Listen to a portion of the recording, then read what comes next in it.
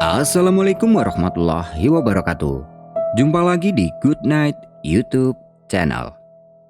Apa kabar nih teman-teman? Semoga kalian yang menonton video ini selalu diberi kesehatan dan dilancarkan rezekinya. Pada kesempatan kali ini aku akan menceritakan pengalaman mistis dari Gunung Ciremai. Kisah ini dialami oleh Widi.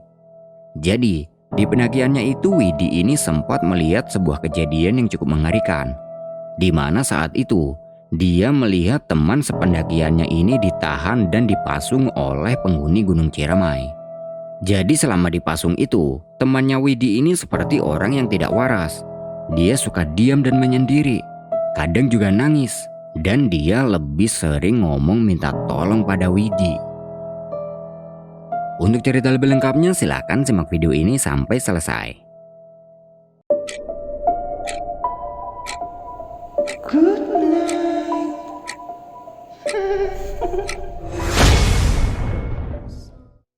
Widi adalah seorang cewek yang cukup bebas. Meskipun masih duduk di bangku sekolah, tapi teman-temannya Widi ini kebanyakan anak-anak yang di atas umurnya. Bisa dibilang dia ini cukup bandel, suka nongkrong sampai larut malam. Untuk usia segitu, ya sekiranya kurang baik lah, apalagi dia ini cewek. Ketika sedang nongkrong dengan teman-temannya, Widi ditawarin untuk ikut mendaki ke Gunung Ciremai. Sebut saja dia adalah Tito. Awalnya, Widi menertawakan Tito. Sejak kapan Tito suka mendaki gunung? Tapi kata Tito, ya buat refreshing aja lah, sekalian untuk pengalaman. Karena waktu itu sedang ramai-ramainya orang mendaki gunung. Widi dan teman-temannya yang lain ini sudah biasa main bareng, piknik, touring motor, dan segala macam. Widi mengiyakan ajakan Tito sambil dalam hati dia bilang, palingan ntar juga nggak jadi. Soalnya mereka-mereka ini sebelumnya emang nggak pernah naik gunung. Di tongkrongan itu bukan hanya Widi yang cewek, ada satu lagi, yaitu Susan. Orangnya agak tomboy, dan setiap kali nongkrong, Widi selalu bersama Susan. Beberapa hari kemudian, Widi dihubungi oleh Tito dan memberitahukan tentang pendakian ke Gunung Ciremai yang sempat dibahas tempo hari. Tapi, di hari yang sudah ditentukan itu Widi tidak bisa, karena di sekolah dia sedang ada ujian akhir sekolah. Hingga akhirnya, pendakian itu diundur sampai Widi selesai urusan sekolah. Singkat cerita, semua urusan sekolah sudah selesai, tinggal menunggu hari kelulusan. Itu pun kalau lulus. Tapi syukurlah, Widi dinyatakan lulus. Setelah lulus otomatis udah gak ada lagi kegiatan di sekolah, tinggal menunggu wisuda saja. Widi menepati janjinya untuk ikut pergi mendaki ke Gunung Ciremai. Dia tidak bilang apa-apa tentang pendakian ke Gunung Ciremai ini ke orang tuanya. Dia hanya bilang kalau dia mau main beberapa hari dan nginep di rumahnya Susan. Orang tuanya yang sudah biasa dengan anaknya yang seperti itu hanya bisa mengizinkan. Lagian, mereka juga udah kenal akrab dengan Susan. Berangkatlah Widi ke tempat tongkrongan untuk berkumpul dengan teman-teman lainnya. Sesampainya di sana, ternyata masih ada beberapa yang belum datang, termasuk Susan. Beberapa menit menunggu, akhirnya Susan datang dengan ciri khas pakaiannya yang ala-ala rocker gitu. "Lu mau konser apa naik gunung, San?" ejek Tito. "Lah, emangnya kenapa?" "Ya nggak apa-apa, bawa jaket kan?" "Bawalah, gue udah tahu kalau gunung itu pastinya dingin." "Oh yaudah, kirain cuma pakai ini doang yang lu bawa." Widi sempat bertanya pada yang lain, emangnya beneran ini mau mendaki gunung? Kan sebelumnya mereka belum ada yang pernah naik gunung. Dan kata Tito, udah tenang aja, ntar ada temannya Tito yang bakal nganterin. Dia udah tahu betul tentang Gunung Ciremai. Oke lah, setelah yang lain udah pada ngumpul, mereka langsung cabut menuju ke pos pendakian Gunung Ciremai via Linggarjati. Sesampainya di sana mereka ketemu sama Mas Puguh, temannya Tito yang mau nganterin tadi. Kalau dilihat dari penampilannya, Mas Puguh ini memang seorang pecinta alam.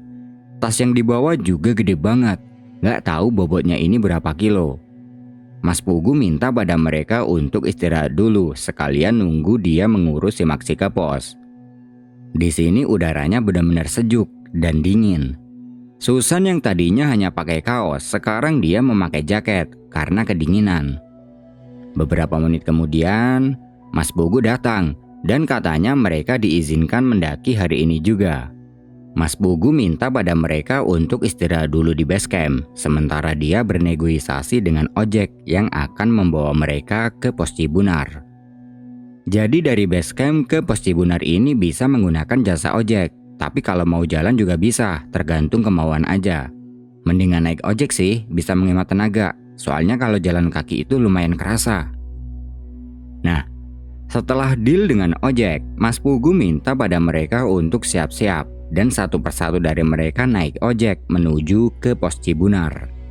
Sesampainya di sana mereka berkumpul dan beberapa ada yang membeli air untuk perbekalan naik. Sebelum memulai pendakian, Mas Pugu mengajak mereka untuk berdoa. Semoga pendakian ini lancar sampai kembali turun nanti. Semuanya udah siap dan pendakian dimulai pada jam 2 siang. Jadi mereka ini totalnya ada 6 orang, diantaranya adalah Widi, Susan, Tito, Mas Pugu, Misbah, dan Firman. Di awal-awal perjalanan, masih belum ada kendala apapun. Mereka menikmati perjalanan dengan santai hingga sampai di pos Leung Datar. Di sini mereka udah pada kecapean. Ya maklumlah, mereka-mereka ini masih pada pemula, naik gunung aja baru kali ini. Mas Pugu memutuskan untuk istirahat dulu. Bagi Widi, meskipun capek tapi perjalanan ini cukup seru karena dia bisa sama teman-temannya. Di sini mereka saling ngobrol dan tanya-tanya ke Mas Pugu hingga tidak terasa sudah setengah jam mereka istirahat di sini.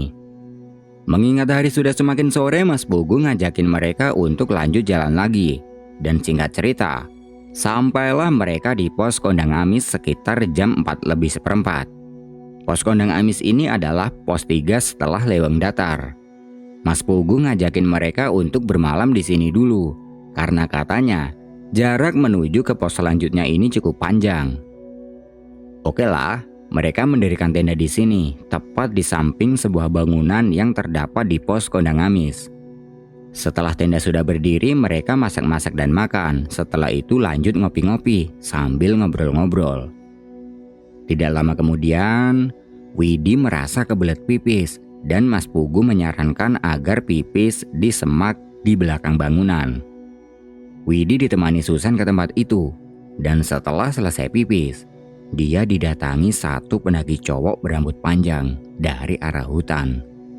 Pendaki itu bilang ke Widi, "Neng, kalau mau ke atas hati-hati. Ada yang gak suka dengan keberadaan temanmu di sini." "Maksudnya apa?" "Pokoknya hati-hati. Lebih baik Neng dan yang lain balik pulang aja." "Orang ini apaan sih? Gak jelas amat.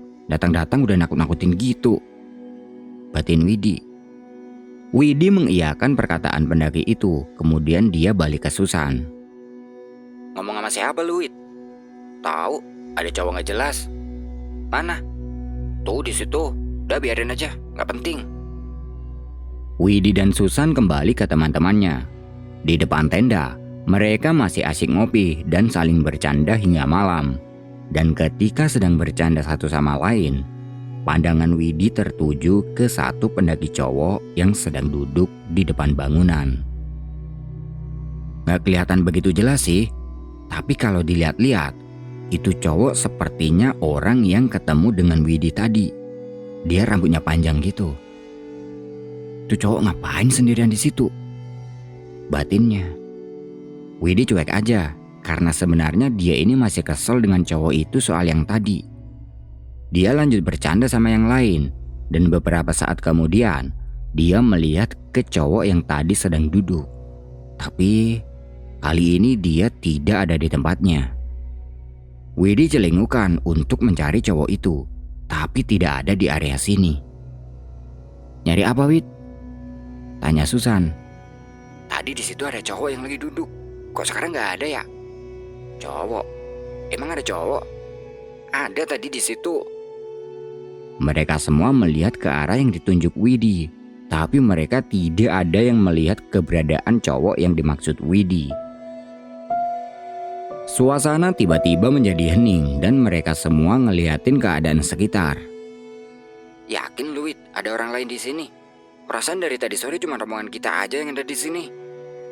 Yakin toh, orang tadi aku lihat dia duduk di situ kok. Udah, nggak usah dicariin. Aku tadi ngeliat dia udah jalan turun. Plong. Suasana kembali seperti awal karena Mas Pugu ngomong seperti itu. Tapi sebenarnya Mas Pugu sendiri juga tidak melihat. Dia ngomong seperti itu hanya untuk mencairkan suasana. Karena malam semakin larut, Mas Pugu minta pada mereka untuk tidur karena besok masih harus melanjutkan perjalanan. Mereka semua masuk ke tenda masing-masing. Widi dan Susan tidur di satu tenda. Ketika sedang tidur, Widi mimpi aneh banget. Jadi, dia ini tiba-tiba dikepung ratusan makhluk yang sangat seram. Ada yang lidahnya panjang, ada yang mukanya rata, dan segala macam. Pokoknya itu makhluk bentuk tubuhnya nggak ada yang normal satupun. Semua makhluk itu perlahan mendekat ke Widi. Lalu, tiba-tiba dari belakang ada orang yang menarik tangannya Widi dan mengajak dia untuk pergi. Ternyata, yang menarik tangannya itu adalah cowok yang sempat dia lihat di depan bangunan tadi. Mereka berdua lari sangat kencang hingga akhirnya Widi terbangun. Dia melihat jam dan masih menunjukkan pukul 3 dini hari. Mimpiku kok aneh gitu ya? Semoga cuma mimpi dah, batinnya. Dia melanjutkan tidurnya sampai pagi. Pagi harinya, mereka semua bangun dan langsung membuat sarapan. Setelah itu berkemas dan melanjutkan perjalanan. Entah kenapa, kali ini Widi merasa sangat tidak nyaman dengan keberadaannya di sini. Dia selalu teringat dengan mimpinya semalam. Semakin diingat, dia malah semakin merasa tidak nyaman. Singkat cerita, sampailah mereka di pos selanjutnya, yaitu pos kuburan kuda. Karena perjalanan dari pos Kondang Amis menuju ke sini tadi cukup panjang dan menguras tenaga, jadi mereka memutuskan untuk istirahat dulu. Beberapa cemilan dikeluarkan untuk dimakan. Dan ketika sedang istirahat itu, Widi melihat ada satu pendaki cowok dari bawah. Dia sedang berjalan naik. Pendaki itu jalannya cepat banget dan lewat gitu aja di sebelah mereka. Setelah pendaki itu udah jalan ke atas, dia bilang ke yang lain, Cuek amat tuh cowok, nabrak pohon baru tahu rasa ntar. Lu ngomong apaan sih, Wid? Itu cowok yang naik tadi menyelonong aja gak jelas. Mana ada orang yang naik, Wid? Lu, orang jelas-jelas tadi dia jalan di dekat kita kok. Mereka semua terdiam karena tidak ada satupun dari mereka yang melihat ada orang naik, kecuali si Widi. Udah biarin aja, mungkin dia buru-buru biar sampai ke puncak, sahut Mas Pugu. Lagi-lagi, Mas Pugu mencairkan suasana. Padahal sebenarnya dia ini juga gak melihat ada orang yang naik. Dari sini Mas Pugu sudah mulai khawatir dengan keadaan Widi. Setelah dirasa udah gak capek, dia ngajakin untuk lanjut jalan. Sambil jalan itu dia bisik-bisik ke Tito. Tuh, temen lu itu punya kelebihan. Si Widi, iya. Kelebihan apa, Mas? Si Dewi sih iya. Kayaknya sejak kemarin dia ini sering ngeliat-ngeliat yang enggak gitu. Aku juga ngerasa gitu, Mas. Tapi aku juga kurang tahu sih apa dia bisa ngeliat yang gituan. Singkat cerita, setelah melewati tanjakan Seruni, sampailah mereka di tanjakan Bapak Tere. Ketika melewati tanjakan yang cukup terjal ini, tiba-tiba Susan jatuh dan hampir terperosok. Beruntungnya, Firman dan Misbah langsung sigap. Mereka menahan tubuhnya Susan. Mas Pugu dan Tito yang udah duluan di atas langsung merosot turun untuk membantu Susan. Dan syukurlah, gak ada luka yang serius terhadap Susan.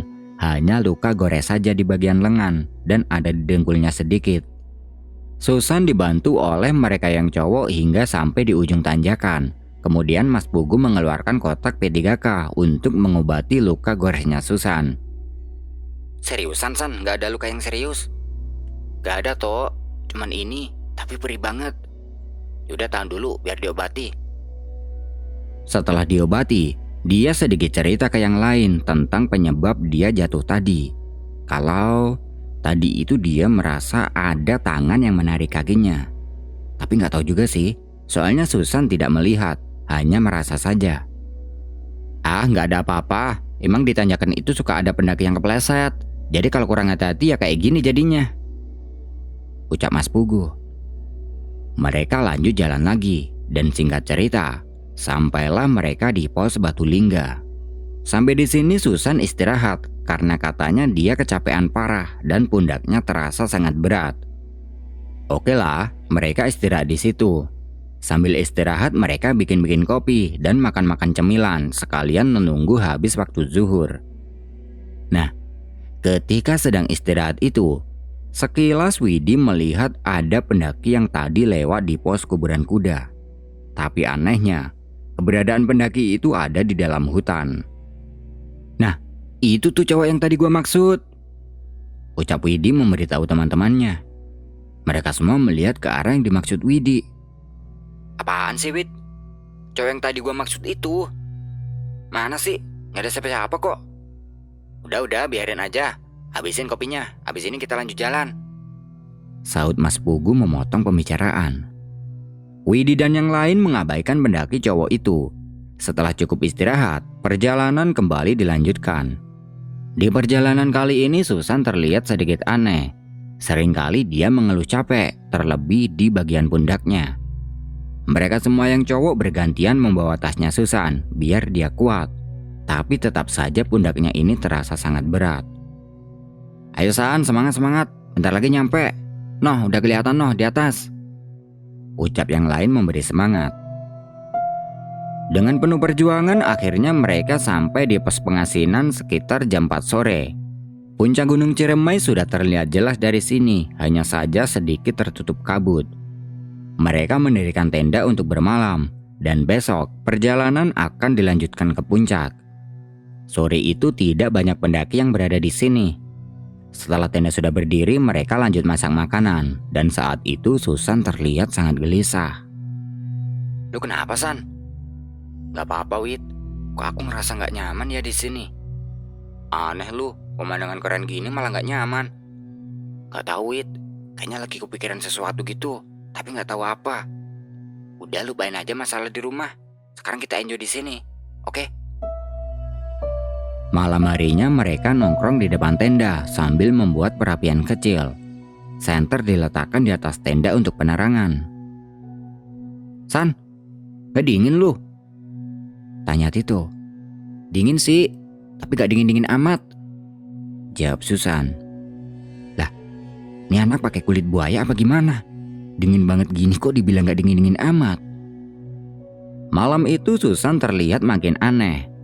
Di suhu yang sedingin ini, dia hanya mengenakan kaos pendek dan celana jeans. Dan dia tidak kedinginan sama sekali.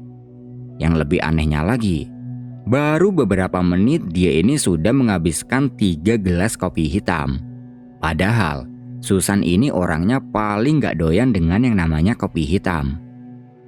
Entah yang lain juga merasa kalau Susan ini aneh atau tidak. Tapi bagi Widi, ini benar-benar aneh dan gak wajar. Tapi meskipun begitu, Widi tidak menanggapi terlalu serius. Karena mungkin di gunung ini selera Susan berubah. Karena malam semakin larut, mereka semua bergegas tidur. Widi tidur satu tenda dengan Susan. Dan malam itu, dalam keadaan tidur, Widi mendengar suara Susan sedang menangis dan minta tolong. Dia bangun, dan benar saja, Susan tidak ada di sampingnya, dan terdengar sedang menangis minta tolong dari luar tenda. Widi langsung keluar tenda untuk melihat keadaan Susan. Ternyata saat itu langit udah terang dan sedikit berkabut. Terdengar suara tangisan Susan ada di dalam hutan. Dia berjalan menuju ke sumber suara itu, dan Widi dibuat tercengang dengan keadaan Susan. Di dalam hutan, ternyata Susan ini dalam keadaan dipasung. Kedua kakinya diikat dengan kayu dan juga kedua tangannya. Jadi macam orang disalib gitu. Dalam keadaan dipasung itu, Susan dikelilingi banyak orang yang berwajah aneh. Sepertinya mereka-mereka ini bukan manusia. Widi berniat menolong Susan, tapi dia tidak bisa karena jalannya Widi terhalang oleh banyaknya orang yang mengelilingi Susan. Dalam posisi dipasung itu, Susan menangis minta tolong dan orang-orang yang ada di sini nggak ada yang peduli. Tidak lama kemudian, ada yang memegang pundaknya Widi dari belakang. Ternyata, dia adalah pendaki cowok yang sempat ditemui Widi ketika berada di pos kondang Amis ketika mengantarkan Susan kencing. Pendaki cowok itu bilang pada Widi, Neng, bantu aku tolongin Susan ya. Iya, tapi gimana caranya? Nggak sekarang. Nanti kalau udah waktunya, kamu yang akan bawa Susan keluar dari sini. Pendaki cowok itu mengajak Widi untuk pergi meninggalkan tempat ini. Mereka berdua berjalan ke sebuah lorong yang sangat gelap, hingga Widi tidak bisa melihat apapun. Oi, bangun. Pada mau ke puncak nggak? Terdengar suara Tito. Ah, syukurlah. Ternyata ini cuma mimpi. Widi melihat Susan masih tidur lalap di sampingnya. Mas Pugu dan yang lain mempersiapkan perbekalan yang akan dibawa ke puncak. Setelah semuanya sudah siap, Widi membangunkan Susan dan tanpa menunggu lama, si Susan langsung bangun. Tapi bangun-bangun si Susan ini cuma diam, gak ngomong apa-apa. Ayo San, kita mau ke puncak, ucap Widi. Susan langsung berdiri keluar tenda tanpa menjawab apa-apa. Kemudian mereka semua mulai bergerak meninggalkan tenda dan menuju ke puncak Ciremai. Pagi itu suhunya sangat dingin. Susan masih dengan pakaiannya semalam, tanpa kedinginan sama sekali. Pandangan matanya seperti kosong, dan dia tidak ngomong apa-apa sejak bangun tadi. Widi mengira mungkin Susan sedang ada masalah, jadi dia tidak mau tanya apa-apa. Singkat cerita, sampailah mereka di puncak Ciremai tepat jam 7 pagi. Sinar matahari perlahan menghangatkan tubuh dan pemandangan di atas awan pun menyapa. Widi gak nyesel bisa sampai di sini. Meskipun capek dan dingin, tapi semuanya terbayar ketika sudah sampai di puncak. Mereka berfoto-foto dan tertawa lepas, tapi tidak dengan Susan. Dia menyendiri duduk di samping kawah sambil terus melihat ke arah kawah. Widi menghampiri Susan. San, lu kenapa sih? Dari tadi diem mulu, tanya Widi. Susan menoleh ke arah Widi sambil matanya berkaca-kaca. Seakan dia ini mau nangis, tapi air matanya tertahan di kelopak mata. Lu kenapa sih, San? Udahlah, kalau ada masalah lupain aja. Sekarang kita seneng-seneng, mumpung lagi ada di sini. Dengan mata yang berkaca-kaca itu Susan ngomong, Tolongin aku, Wid. Minta tolong apaan sih? Udah tenang aja, pasti gue bantu kok. Aku dipasung, aku gak bisa bergerak. Seketika Widi ingat dengan mimpinya semalam. Loh, dipasung? Ini kan mimpiku semalam. Widi langsung merinding mendengar perkataan Susan. Dia langsung teriak memanggil yang lain dan memberitahukan keadaan Susan. Mereka semua dibuat panik dengan keadaan Susan ini. Siang itu mereka lekas turun dan sesampai di tempat camp, Susan langsung diistirahatkan di dalam tenda. Beberapa kali Mas Pugu bertanya apa yang terjadi, tapi Susan hanya menjawab minta tolong. Mas Pugu pun berniat mengajak mereka lekas turun, tapi Susan tidak mau. Katanya dia nggak bisa pulang kalau nggak ditolongin. Bingung dong, ditolongin kenapa? Memangnya apa yang terjadi dengan Susan? Widi menceritakan tentang mimpinya semalam pada Mas Pugu, karena mungkin ini ada kaitannya dengan keadaan Susan. Mendengar cerita dari Widi, Mas Pugu langsung nyebut dan membatalkan niatnya untuk turun sampai keadaan Susan bisa normal kembali. Kalian semua bantu doa ya, semoga Susan bisa tertolong. Emangnya Susan kenapa, Mas? Setengah sukma Susan ada di alam sebelah, tapi kalian tenang aja, udah ada yang nolongin Susan. Siapa, Mas? Aku gak tahu persis, perawakannya seumuran aku. Udah, kita bantu doa aja. Penjelasan Mas Pugu itu membuat yang lain merinding. Mereka semua berdoa untuk Susan, dan sampai sore hari, keadaan Susan masih seperti itu, dia hanya diam saja. Karena udah sore, mereka memutuskan untuk menginap lagi semalam. Dan malam itu, sebagian dari mereka tidak tidur untuk menjaga Susan. Sebenarnya, Widi ingin ikut begadang untuk menjaga Susan. Tapi malam itu dia merasa ngantuk banget dan udah gak bisa ditahan. Dia pamit ke yang lain untuk tidur.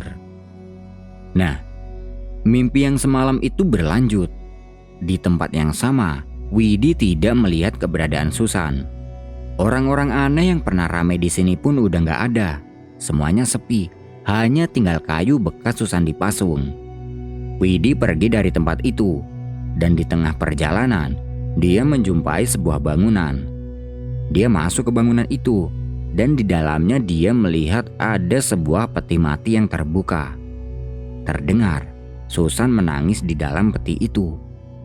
Ternyata benar. Di dalam peti itu Susan dalam keadaan terbaring. Widi berniat mengeluarkan Susan dari peti mati itu. Wajah Susan terlihat sangat pucat, tangannya dingin, dan dia menangis. Belum sampai dikeluarkan dari peti, tiba-tiba ada orang tua yang datang. Dia hanya mengenakan kain untuk menutupi badannya sambil membawa sebatang kayu. Kalau kamu ingin membawa dia pergi, kamu harus membayar. Membayar dengan apa? Dengan uang 2 juta. Widi bingung karena dia tidak punya uang sebanyak itu. Dia merogoh sakunya dan hanya menemukan uang 2.000 perak. Aku cuma punya uang ini. Kalau begitu kamu tidak bisa membawa dia pergi dari sini. Lalu, dari belakang tiba-tiba ada orang yang datang dan dia memberi Widi uang untuk menggenapi uangnya 2 juta. Tahu nggak siapa orang yang ngasih uang itu? Dia adalah pendaki cowok yang ketemu di mimpinya Widi kemarin dan yang ketemu di pos kondang Amis. Nah, udah genep nih uangnya Widi. Dia langsung memberikan uang itu ke orang tua tadi. Setelah itu dia mengizinkan Widi membawa Susan. Widi, Susan, dan pendaki cowok itu keluar meninggalkan bangunan itu. Mereka berjalan menuju ke sebuah lorong. Semakin ke dalam, lorong ini semakin gelap. Dan dalam keadaan gelap itu, Widi kehilangan Susan dan pendaki cowok tadi. Terdengar suara berisik di sekitarnya, dan dia terbangun. Bangun-bangun, teman-temannya yang lain sibuk dengan Susan yang sudah kembali seperti sedia kala. Dia nangis dan minta pulang. Kejadian dalam mimpi tadi masih teringat jelas di dalam kepalanya Widi. Rasanya mimpi itu beneran terjadi. Widi menghampiri Susan dan Susan langsung merangkul Widi sambil mengucapkan terima kasih karena sudah membantunya. Yang lain pada bingung. Sejak kapan Widi menyelamatkan Susan? Karena sejak tadi Widi ini hanya tidur. Ternyata kejadian barusan itu bukan hanya sekadar mimpi. Mungkin saat itu sukmanya Widi keluar dan bertemu dengan Susan. Semakin lama, keadaan Susan semakin membaik. Karena dingin dia minta diambilin jaket. Sepertinya kali ini Susan memang sudah kembali seperti sedia kala. Mereka semua duduk di depan perapian untuk menunggu pagi. Ketika sedang duduk itu, tiba-tiba Mas Pugu ngomong sendiri. Udah Kang, Akang udah jalanin kewajiban Akang. Sekarang tenang aja. Selanjutnya saya yang akan menjaga saudara Akang sampai ke rumah. Mereka semua bingung. Kenapa tiba-tiba Mas Pugu ngomong sendiri kayak gitu? Sama Tito ditanya. Mas, ngomong sama siapa? Ada, tar aja di bawah ceritanya. Jawab Mas Pugu. Sekitar jam 5 pagi mereka berkemas dan bergegas turun. Di perjalanan turun, kali ini tidak ada kendala apapun. Susan yang sebelumnya hanya diam sekarang udah bisa diajak berkomunikasi. Sesampai di pos, Mas Pugu tanya ke Susan apa dia punya saudara laki-laki. Dan kata Susan punya, tapi dia sudah meninggal sejak Susan masih bayi. Bahkan dia gak sempat melihat saudaranya itu, hanya melihat fotonya saja. Widi sempat berpikir kalau mungkin cowok itu adalah kakaknya Susan.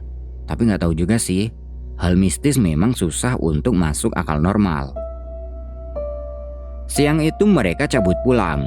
Widi ikut ke rumah Susan dan nanti minta tolong Susan untuk mengantarkannya pulang karena kemarin pamitnya Widi ke orang tuanya adalah nginep di rumahnya Susan. Ya biar orang tuanya nggak curiga gitu. Di rumahnya Susan, Widi coba memperjelas kejadian mistis di Gunung Ciremai itu. Dia pengen tahu foto kakaknya Susan. Dan ternyata benar. Orang yang ada di foto itu mirip banget sama pendaki cowok yang dijumpai Widi di gunung itu. Nggak salah lagi. Usut punya usut. Ternyata dulu waktu Susan masih bayi ini kakaknya Susan pernah janji pada keluarganya kalau dia akan menjaga Susan sampai mati. Dan dia menepati janjinya di Gunung Ciremai itu. Separuh sukma Susan dipasung oleh penghuni lain Gunung Ciremai dan kakaknya datang untuk menjaga. Nah, itu tadi adalah pengalaman horor yang dialami oleh Widi dan Susan ketika dia mendaki ke Gunung Ciremai via Linggarjati. Terima kasih buat teman-teman yang sudah nonton video ini sampai selesai. Aku pamit undur diri dulu ya. Good night and see you next time.